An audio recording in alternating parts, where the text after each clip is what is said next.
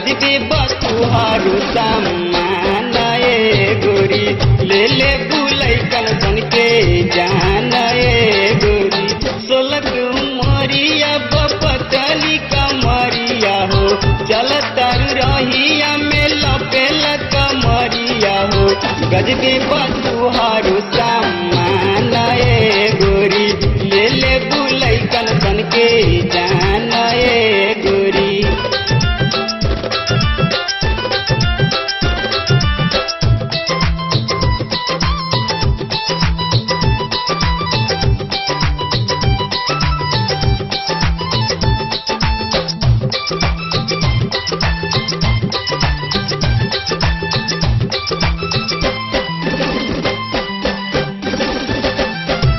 से हर घाटी बारह चोटी पीछा करत मनपुर पहाड़पुर रानी तोहरे चर्चा करत।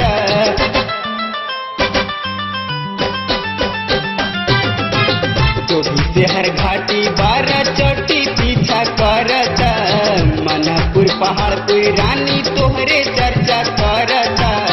गया बोध गया फेर द नजरिया हो बड़ सोर भइल बाटे मिसुआ बजरिया हो। गजबे बतुहारू सामान ए गोरी ले ले बुलाई कन सन के जान ए गोरी।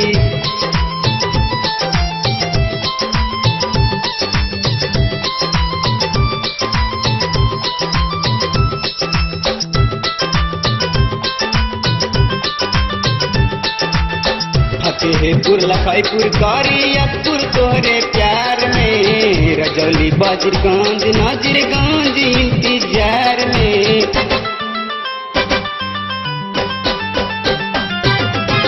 फतेहपुर लखाईपुर कारियापुर तोहरे प्यार में रजौली बजरगंज नजरगंज इंतजार में।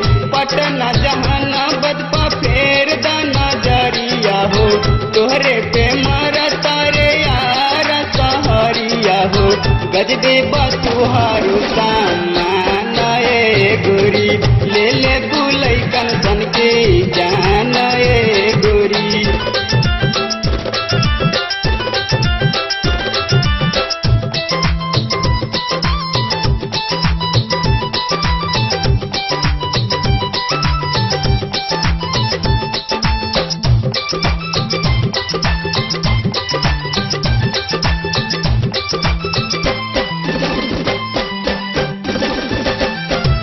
राजमोहन से डार्लिंग मिली खूबे माजा हो मिथल देवारावा के बहिया में आ जाओ।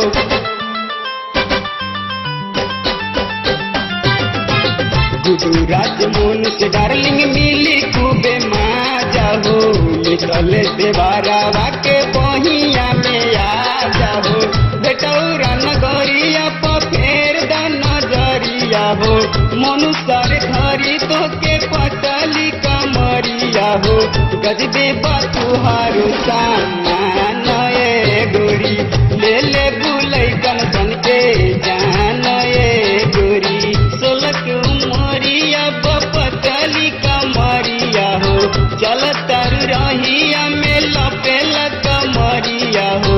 गजबे बतुहारू सामान ए गोरी ले ले बुलाई कन सन के जान ए गोरी। गजबे बतुहारू सामान